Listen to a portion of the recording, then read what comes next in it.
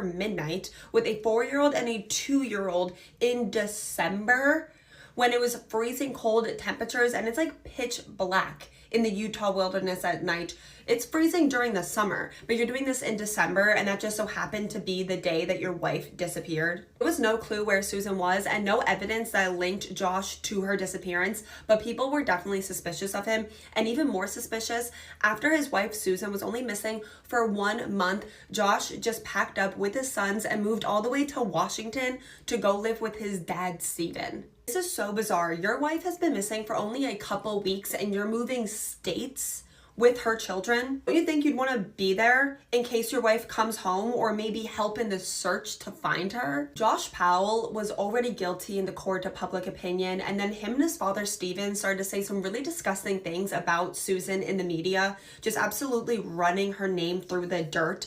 Josh's dad, Steven, even tried to claim that Susan would come on to him, which absolutely was not true because Susan would tell everyone that she actually got the creeps from her husband's father, and for good reason. Susan's 2 sons, who were only 4 and 2 years old when she disappeared, started to say some really disturbing things. Charlie would just blatantly say that his mother was dead, and then Braden drew a family photo which had him, his brother, and his dad in their family minivan, and when someone asked him where his mom was, he said that mommy was in the trunk.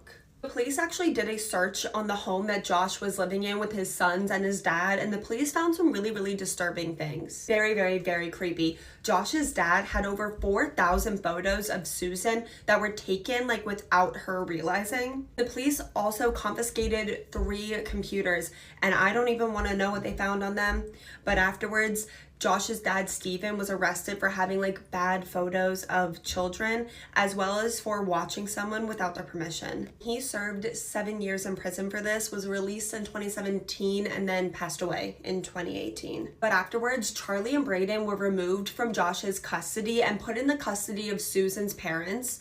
Josh was offered supervised visitation if he agreed to move out of his father's home, which ended up being a terrible, tragic mistake. Josh did end up making that move. He moved out of his dad's house, got his own place, but Josh was not happy with supervised visitation. He wanted full custody of his kids, but Josh was denied full custody after a court hearing where they found that Josh was drawing some disturbing cartoons.